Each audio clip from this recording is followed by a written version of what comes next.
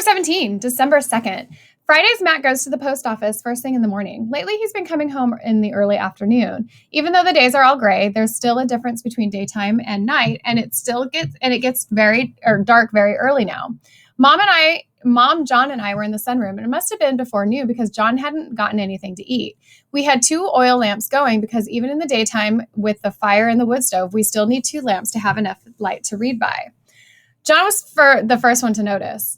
Does it seem darker to you? He asked. He was right. It was darker. First, we looked at the oil lamps to see if one of them had gone out. Then we looked at the wood stove. Mom tilted her head up. It's snowing. The skylights are covered with snow. The windows covered with plywood, we couldn't see what was going on outside. But since the only change in the weather for months had been the temperature, there wasn't much need to see what was happening. The kitchen window is covered with plywood too, and we can't get to the windows in the dining room, so we all went to the living room to see what was happening. It must have been snowing for an hour or more. It was coming down at a furious pace. As soon as we realized it was snowing, we also realized that the wind was blowing. It's a blizzard, John said. We don't know that. The snow could stop in a minute. I couldn't wait. I grabbed my coat and ran outside. I would have done the same thing for rain or sunlight. It was something different, and I had to experience it. John and Mom followed me. The snow looks weird. It's not quite white. That was it. It wasn't dark gray like the piles of plowed snow in March, but it wasn't pure white either. Like everything else these days, it was dingy. I wish Matt were home, Mom said, and for a moment I thought she meant that she wished she could share the moment with him, the excitement of snow. But then I realized she was worried about him getting home. The post office is about 4 miles from here, which isn't that far if you're biking, but it could take a long time to walk, especially in blizzard conditions. You want me to go get him? John asked. No, he's probably on his way home now, and it's not like he'll get lost. I'd just feel better if he were home. One good thing, I said, if there's any kind of accumulation, we'll have a water supply. Mom nodded. Johnny, get the barrels and the garbage cans and put them outside. We can collect snow in them. John and I took everything we could that could hold snow and put them by the side of the house. By the time we had the last recycling bins out there, the garbage can already had an inch of snow in it. John was right. It was a blizzard. We went back and put it back in, but none of us can concentrate on our books. We kept our coats on and sat in the living room watching the snowfall and waiting for Matt's return. At some point, John made himself some lunch. While he was in the sunroom, I asked Mom if I should get Matt. No, I can't risk losing 2 of you. I felt like she punched me. Matt couldn't possibly be lost. We couldn't survive without him. Mom didn't say anything after that, and I knew to keep my mouth shut. Finally, she went back to the sunroom, and when she did, I went outside and walked toward the road just to see what the conditions were like. The wind was so fierce, it came close to knocking me over. The snow was falling almost sideways, and I couldn't see more than a few feet ahead. I barely made it to the road, but when I got there, I couldn't see anything anyway.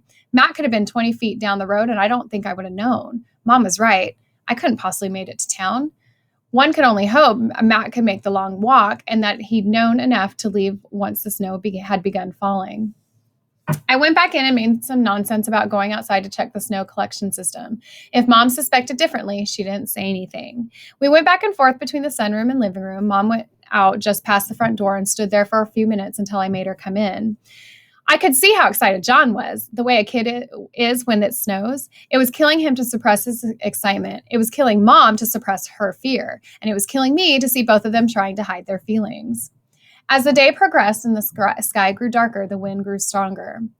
I really think I should go find Matt. I could take one of the oil lamps. Maybe he should, Mom, I said. At this point, John is stronger than me and a lot stronger than Mom. He might be stronger than Matt just because he's been eating more. If Matt needed help, John was the only one of us who could give it to him. No, for all we know, Matt is staying in town with a friend to wait the storm out. But I knew Matt. He wouldn't do that. He'd come home, or at least he'd tried to. He'd be as worried about us as we were about him. Mom, I really think you should let John go out. Just a little way down the road, but with a lamp. It's getting so dark, Matt could go right past our drive and not even realize it. I could see how much Mom hated the idea. I decided to try a different approach. How about I go first? And then in a few minutes, John could take over for me, and then I could take over for him. We'd rotate. That way, neither of us could get in any trouble.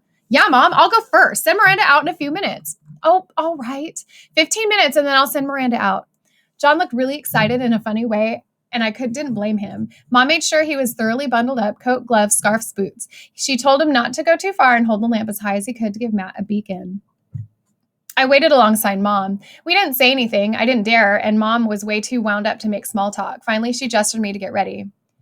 I hope this isn't a mistake. We'll be fine. I bet I'll bring Matt home with me. But by the time I reached the driveway, I wasn't even sure I'd make it to where John was. It didn't seem to matter how many layers of clothes I had on. The wind was so fierce it cut through everything. I especially felt it on my face. I put a scarf over my mouth and nose, but even so, my face burned with cold. The snow and darkness made it impossible for me to see anything except what the lamp illuminated. I stumbled several times and the wind blew me over twice. The snow seeped through my pants and even my long johns grew wet and cold. At one point, I pulled the scarf away from my mouth so I could gulp air, but I fell into the snow and swallowed a mouthful, which got me coughing. I wanted to give up and go back to the sunroom to the wood stove, but John was out there waiting for me to relieve him. My idea. My big, bright idea. I have no idea how long it took me to get to John. He was jumping up and down, the light swinging wildly. You stay warmer that way, he told me. I nodded and told him to go back to the house. I gestured toward to where I remember the house to be. Tell Mom I'm fine. I'll be back in a few minutes. As I watched him begin trudging back, but in a minute or two, I couldn't see him anymore, even though I knew he wasn't far away. As I stood out there, I began laughing to myself, how desperate I'd been to be alone. And now I was alone, as any human could be. And all I wanted was to be back in the sunroom with Matt and Johnny and Mom and Horton all taking up space. I knew it'd be okay as long as I stayed put. I wasn't going to get lost, and Mom could see to it that I wasn't out long enough to freeze to death or even get frostbite. The only one of us in danger was Matt. But with the wind whipping around and the snow blinding me and my entire body freezing from the cold and damp, it was hard to feel safe and secure. In addition to everything else, I was hungry, and I'm always hungry except right after supper, but I was hungry in the way right before supper, so I figured it must be around 5. I realized John was right about moving, so I jogged in place. I was doing okay until a gust of wind caught me off and I fell into the snow and the oil lamp went out. It took all my strength, physical and emotional, to keep from hysteria. I told myself I'd be okay, that John would find me and Matt would be home and the oil lamp could be relit and everything was going to be fine. But for a moment there, I felt as though I'd been thrown into a snow globe by some powerful giant and I was prisoner and would never be free. I felt as though the world was really coming to an end, and even if Matt made it home, we would all die anyway. There was no point getting off the ground, so I just sat there holding onto the useless lamp, waiting for Johnny, waiting for Matt, waiting for the world to finally say, that's enough! I quit. Miranda? Was it Matt? Was it the wind? Was it a hallucination? I honestly didn't know. Miranda! Matt? I struggled to get up. Matt, is that really you? What are you doing here? He asked, and the question was so dumb but so reasonable, I burst out laughing. I'm rescuing you, I said, gasping, which only made me laugh louder. Well, thank you, he said. And then he laughed also, but the wind and my madness made it hard for me to tell. Come on, let's go home. We began walking against the wind towards the drive. Matt walked his bike on one side and held on to me with the other. At one point, the wind blew me down and I pushed him down and he pushed the bike down. It took us a moment to get back upright, and by the time we could see John's oil lamp bobbing in the distance. There was no point calling out to John, but we used the lamp as a guide and slowly made our way towards it. When we reached John, he hugged Matt so hard I thought he'd drop the lamp and we'd all be there in total darkness. But the lamp stayed lit and we forged our way back to the house. When we went through the door and when we did, Matt called out, "We're home!" Mom came racing as fast as she could toward us. Of course, she hugged Matt first, but then she embraced me like she'd been afraid for me as she had been for him. Mom made us all dry off completely and change our clothes, and then we sat by the wood stove to defrost. All our faces were red, but Matt swore he was okay and not frostbitten. I would have gotten home sooner, but I didn't want to leave my bike, he said as we sat by the fire. It was just Henry and me at the post office, and for a while we didn't realize it was snowing. Finally, someone came in and told us it'd been snowing for a couple hours and we better get ourselves home right away. I would have gone with Henry, but he lives nearly as far as the post office as we do, only in a complete different direction, so it didn't make any sense. I was afraid if I left my bike, I'd never see it again. You know how things are. Besides, I didn't know if it was going to keep snowing or it was just a squall. I hoped I'd been able to bike some on the way home, but that was impossible. You're not going back to the post office. I won't have it. We'll talk about that next Friday. In the meantime, I'm not going anywhere. At first, I thought Mom was going to put up a fight, but then she just sighed. I'm hungry. Is it supper time? I'll make some soup. I think we could all use some. We had soup first and then macaroni with marinara sauce, a 2-course meal. Proof that it was a special event day. We spent the evening going to the front door and peering out the snow with a flashlight. I'm going to go back there once I'm finished writing, and then I'll go to sleep. I don't know if I want it to snow all night long or if I want it to stop. If it snows, that's more water for us. But there's something frightening about this storm, even though we are all safe at home. It doesn't matter. I can't do anything about it. It'll snow no matter what I do. I just want this day to be over with. December 3rd. It snowed all night and it snowed all day. The recycling bins are full of snow now, so John and Matt brought them in while we moved the snow into bottles and jars. Then we put the bins back out. The garbage can was half full of snow. We figured there'd be close to 2 feet of snow, and it doesn't look like it's letting up any. We'll be okay for water now. The snow will last outside for a long time, so we can just bring it in and boil it when we need water, right? I don't see why not, Matt said. I don't think we'll worry about water for a while. Besides, maybe it'll snow again. Thanks, but no thanks, Mom said. It doesn't have to be a blizzard, but a few inches of snow now and then could come in handy. Are we okay for wood? We should be fine. I decided to believe him. It's not like we can go to the wood and water store if we needed any. Now that I think about it, I'm not sure we can go anywhere. The roads won't be plowed, and I doubt anyone's going to shovel 4 miles of snow. It's a good thing we still like each other. December 4th. When we got up this morning, we found it had stopped snowing during the night. We couldn't see anything from the sunroom, which was really dark from the snow covering the skylights, but we went first out to the living room and then to the front door and checked things out. Because of the wind, the snow had drifted around. There was some stretches of land that hardly had any snow at all, and some places where snow was close to 5 feet high. I'd never seen snow that high, and I couldn't decide whether to be excited or scared. We went back into the house. Mom took some of our last night's snow and made us hot cocoa. Chocolate with an ashy taste is still better than no chocolate at all. Well, are we ready for some problems? I would have said no, but what good have that done? We need to clear the snow off the roof in the sunroom. Why? Just precaution. Snow can be heavy, and we don't know if this is the last of it for the winter. We don't want the roof caving in on us. I don't want you on the roof. It's too dangerous. It'd be a lot more dangerous if the roof caves in. That could kill us. It will kill us all, actually, because if we lose the sunroom, we lose the wood stove. I'll be careful, but it has to get done. You said problems, John said. The ladder's in the garage, so are the shovels. Let me see if there's snow in front of the garage, Mom said. She went to the sunroom door and tried to open it, but no matter how hard she pushed, the door stayed shut. Okay, there must be snow against it, but we can get through the front door. So we did, but instead of being able to look out the sunroom door to see how the garage was, we had to walk over the driveway just to get a look. Just walking a couple of feet was exhausting. You had to lift each leg high to get in the snow like exaggerated giant steps, and then the snow was so soft, your legs sank right through it. It should be pretty easy to shovel. Well, that's good, said Matt, because we're going to have a lot to do. We made it to the sunroom door. The snow was 4 feet high. No wonder Mom couldn't open it. Well, that's on our list to shovel. Now let's see how the garage is. The garage was real bad. The snow had drifted higher than the padlock. We need a shovel. Are you sure it's in the garage? Matt and John nodded. Mom took a deep breath and then she coughed. We'll have to move the snow away by hand. The garage door is open out, so we don't have a choice.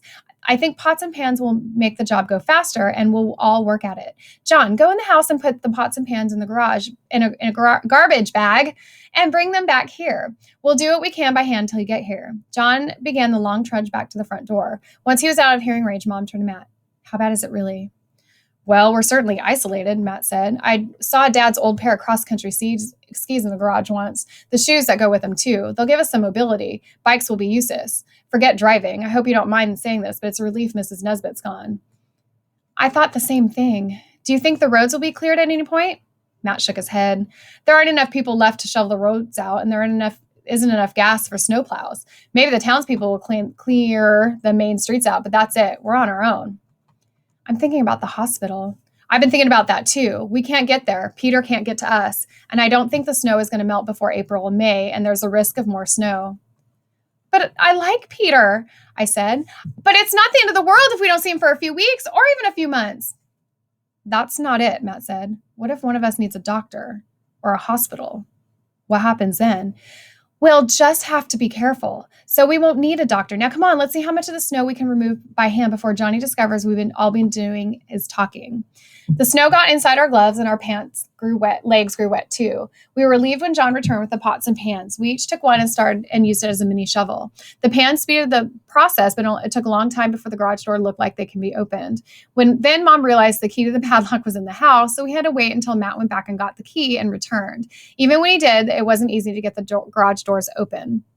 But we cleared some more and we pulled together, and much to our relief, the door finally opened. There were 2 shovels by the door. There was also a 20-pound bag of rock salt, which claimed it would melt ice in below 0 temperatures. If it doesn't, we can always demand a full refund, Mom said. That struck us funny, and we couldn't stop laughing until the coughing took over. 2 shovels, 1 for me, 1 for John. Let's get started. No, I want us all to go to the house first and eat something. We should take some aspirin. We'll be fine. Don't you worry. Worrying is what I do, Mom said. Occupational hazard of motherhood. Now everybody back in the house and aspirin. What's the aspirin for? I whispered to Matt as we made our way to the front door.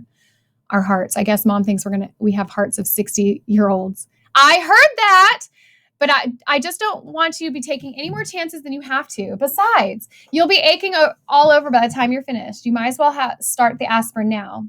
Mom was certainly right about aching all over. Just shoveling snow out with a pot made my shoulders and upper back hurt. I loved the idea of lunch, which turned out to be soup and spinach. I guess Popeye did his share of snow shoveling.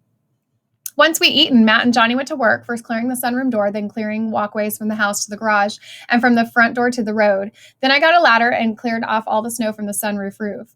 Then they got a ladder. It took them a long time, but they seemed to enjoy it. While they're shoveling, let's do some laundry. I'll boil down the snow and you do the washing. Woman's work, I muttered. But the truth is, as much as I don't care for washing John's underwear, I sure don't want him washing mine. If I thought my back hurt from shoveling, it was nothing to compare how I felt after doing all laundry. On one hand, it was exciting to actually have water to wash clothes with.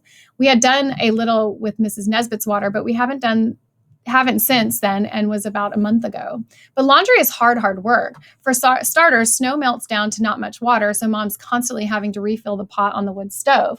And of course, water is gray tone, which makes it hard to believe that the clothes are actually clean. Then I'd overcompensate with laundry detergent, and it would take forever to rinse out. The water is really hot from the wood stove, and the kitchen's really cold. And since it has no heat, my poor body just doesn't know what to feel. My hands and face get steamy hot. My feet and legs stay ice cold. Then once the sink load was washed and rinsed, I had to squeeze all the clothes dry, which took even more energy than washing and rinsing. All this for clothes that are permanently dingy. Mom's strung the clothesline in the sunroom because if we hang wet clothes in the other rooms, they'll freeze. So now the sunroom has a smell of wet laundry to go along with everything else. At least the clothesline is nowhere near the mattresses. I don't want clothes dripping on my face while I'm sleeping. Matt and Johnny did the roof clearing, and while they were at it, they cleared the snow off the skylights. So whatever light is out there is what we get. I'm too tired to be scared. I wonder how I'll feel in the morning. December 5th, Mom told us to get back to our schoolwork. Snow day, Johnny said. Mom didn't argue. I almost wish she had. December 7th, my son's birthday. We've been cooped up in the sunroom for almost a week now. I thought it was bad before, but this is ridiculous. At least before, Matt and Johnny could go out and chop wood all day long. Now they're stuck inside too. Sometimes one of us invents an errand to take us away from the others. I'm still in charge of bedpans and the chamber pot, so I have to walk about 50 feet from the house for that lovely job. John cleans Horton's litter, so he has to go outside at least once a day. Besides, he and Matt use the outdoors as bathrooms, poor guys. And Matt brings in snow for our water needs. Only Mom never really leaves the house. But we'll all suddenly remember something we have to get from our bedrooms or the pantry, or no matter how cold the rest of the house is, it feels like heaven just to be by yourselves for a few minutes. Tomorrow is Friday, so Matt went out with the cross-country skis to see if he could make it into town. Much to Mom's great relief, he came back and said he couldn't. He never really liked cross-country skiing, and the snow's very light and powdery and doesn't have the skill and probably not the strength to manage 4 miles. On the other hand, I'm kind of glad to know there's something Matt refuses to try. On the other hand, as much as I love him, it might have been nice not having him around for a few hours. If it's only December, what are we going to be like by February? December 10th. John's making himself a can of green peas for lunch, and then all of a sudden he turns to us and says, "How come none of you eat lunch?" It's funny. We haven't in ages, but John's always outside with Matt, and I guess he figured Matt ate a big breakfast or something. He didn't know what Mom and I were doing, but now that we're breathing the same air constantly, John finally noticed. I'm not hungry. When I'm hungry, I eat. Same here, I said with a false smile on my face. We all eat when we need to. Don't let what we do stop you, Johnny. No, if you're all eating one meal a day, then that's what I should do too. And we all said no. And Johnny looks absolutely horrified and ran out of the room. I remember a few months ago how angry I was that we weren't eating as much as Johnny, how unfair it seemed. But now I feel like Mom was right. It is a possibility only one of us is going to make it. And we have fuel and we have water, but who knows how long our food will last. Mom's so thin, it's scary. And Matt certainly isn't strong as he used to be. And I know I'm not. I'm not saying John is, but I can see how we might have the best chance of making it through the winter or spring or whatever. Probably if only one of us is really going to survive, Matt would be the best choice. But since he's old enough to take care of himself, but Matt would never let that happen. I don't want to live 2 weeks longer or 3 or 4 if it means none of us survive. So I guess if it comes to it, I'll stop eating altogether to make sure John has food. Matt started going upstairs to talk to John, but Mom said no, she'll do it. Her limp was pretty bad and I worried about her getting up the stairs, but she insisted on going. This is awful, I said to Matt, just in case he hadn't noticed. It could be worse. We may look back on this as a good time. And he's right. I still remember when Mom sprained her ankle the first time we played poker and really enjoyed ourselves. If you told me 3 months before that I had called that a good time, I would have laughed out loud. I eat every single day. 2 months from now, even a month from now, I might only eat every other day. We're all alive. We're all healthy. These are good times. December 11th. I went outside today to do chamber pot duty, and John followed me with the kitty litter brigade. I was turning to go back in when he grabbed a hold of my arm. I need to talk to you. I knew it had to be important. If John talks to anybody, it's Matt. Okay, I said, even though it was 12 degrees below zero and I really wanted to get back in. Mom said I should keep eating lunch. She said she needs to know one of us is going to stay strong in case the rest of us need him. Yeah, she told me that too. And you're the one who needs to stay strong. Is that okay? You don't mind? I don't know if I can be the strong one. Matt practically had to drag me to Mrs. Nesbitt's. But you went. You did what you had to do, and that's what we've all been doing, what we've had to do. You're a lot more mature than you used to be, John. I have to be so much respect for you, the way you handled your birthday.